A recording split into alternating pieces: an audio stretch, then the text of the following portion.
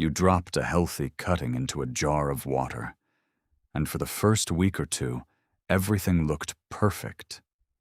Then something went wrong. Maybe the water turned cloudy. Maybe the roots that were growing so nicely suddenly turned brown and mushy. Maybe nothing happened at all. Week after week, no roots, no growth, just a stick sitting in a glass.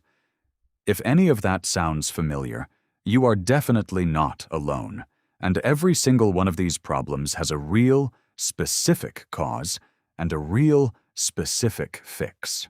Today, we are going through 5 of the most common water propagation problems, the kind that show up again and again in the comments on this channel, and breaking down exactly what is happening, why it happens, and how to fix it using real plant science, not guesswork. Let us get into it. Problem number 1. Cloudy or smelly water. You change the water, and within just a few days it already looks murky, sometimes with a faint, unpleasant smell. This is one of the very first problems almost everyone runs into, and it comes down to a simple biological process.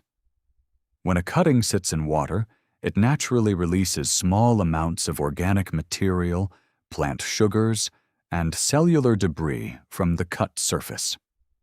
In a jar with no circulation, bacteria begin feeding on that material and multiplying rapidly, which is exactly what causes both the cloudiness and the smell.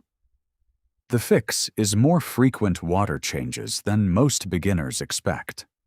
For most common houseplant cuttings, water should be changed every 5 to 7 days, not once a month, and definitely not only when it looks obviously dirty, since by the time you can see cloudiness, bacterial growth is already well underway. When you change the water, also give the jar itself a quick rinse, since a thin biofilm often builds up on the glass that plain water changes will not remove. If you are in a warmer climate, or it is currently summer where you live, consider changing the water every 3 to 4 days instead, since bacteria multiply faster in warmer conditions. Clear glass jars also make this problem easier to catch early, which is part of why they are recommended throughout this entire series instead of opaque containers. Problem number 2. Brown or rotting roots. This is probably the single most common concern in the comments section of this channel, and it looks alarming the first time you see it. Roots that were white and healthy start turning brown, feeling soft or mushy instead of firm, and sometimes the whole cutting begins to smell unpleasant right at the base. What is actually happening here is root rot, caused by anaerobic bacteria and fungal pathogens that thrive in stagnant, oxygen-poor water, particularly when a jar has gone too long between water changes or when too much of the stem, rather than just the roots, has been sitting submerged. Healthy roots need access to dissolved oxygen in the water, and when that oxygen gets depleted by bacterial activity, the root tissue itself begins to break down. Here is exactly how to fix it. Remove the cutting from the water and gently rinse the roots under lukewarm running water. Using clean scissors, trim away any roots that are brown, soft, or mushy, cutting back to where the tissue is white or light tan and feels firm. Do not be afraid to cut away a significant portion if needed, since rotted roots will not recover and will only continue spreading decay to the healthy roots nearby if left in place. After trimming, rinse the jar thoroughly, refill with completely fresh water, and resume your regular change schedule. In most cases, the plant will begin regrowing healthy new roots within 1 to 2 weeks of this cleanup, since the remaining healthy tissue is usually more than capable of recovering on its own. Problem number 3. No roots forming at all.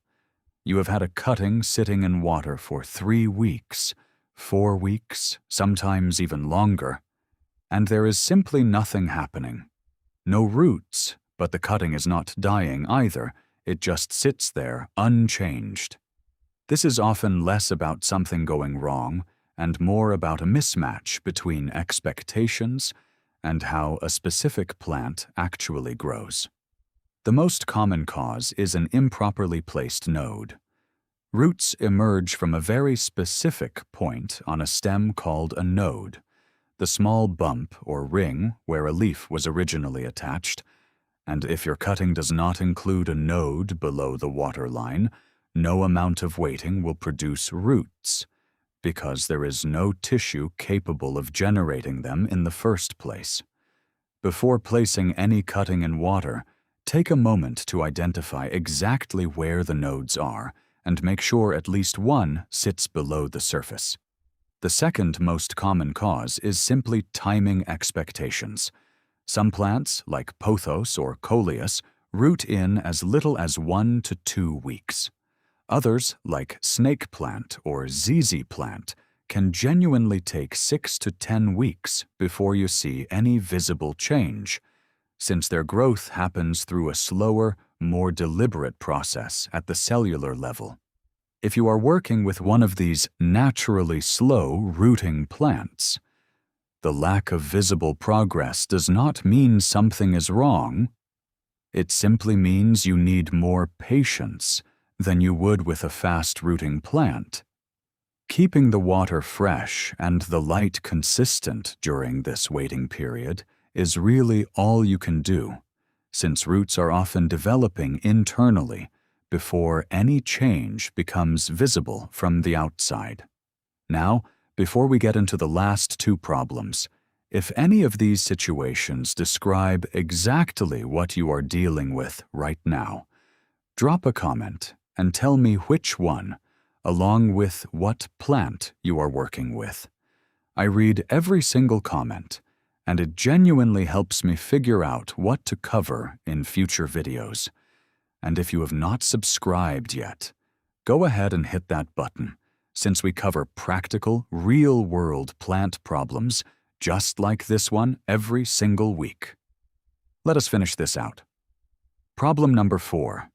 The plant stops growing after the initial roots appear. This one catches a lot of people off guard.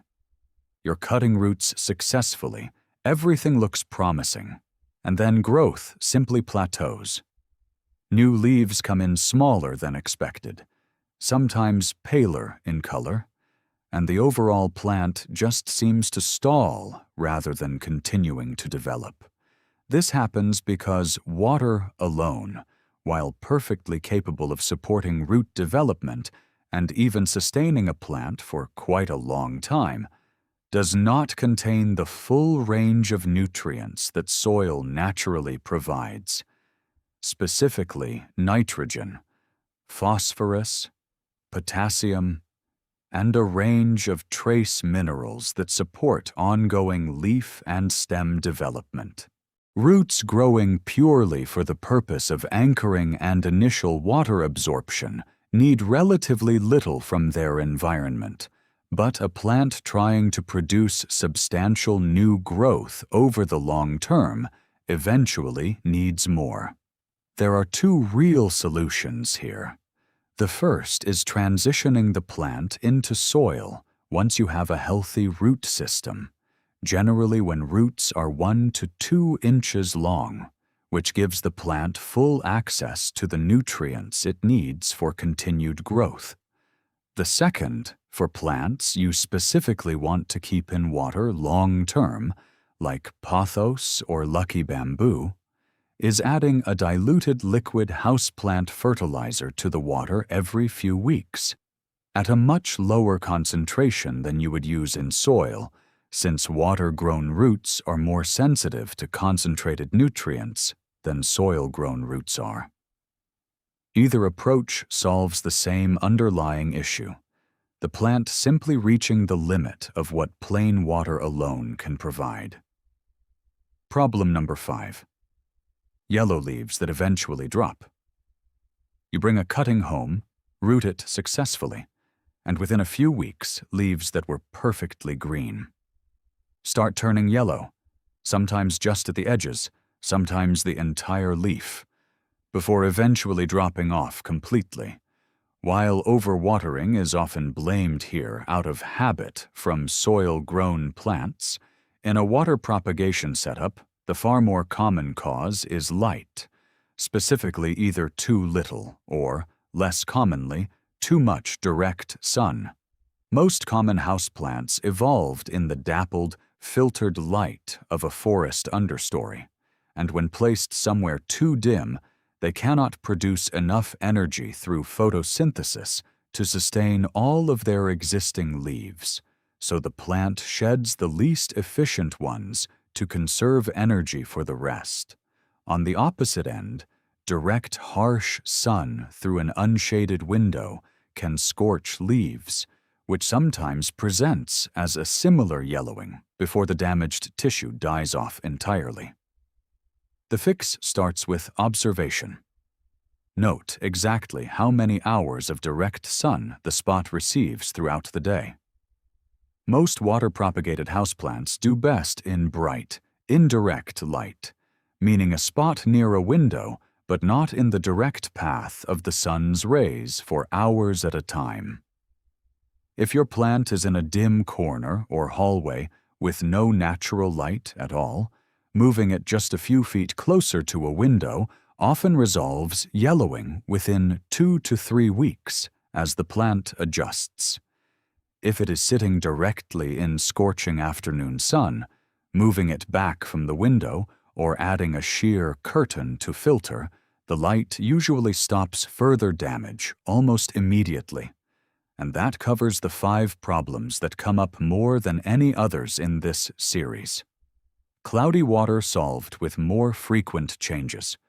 Root rot solved by trimming and starting fresh. No roots solved by checking your node placement and giving slower plants the time they genuinely need. Stalled growth solved by transitioning to soil or adding diluted fertilizer.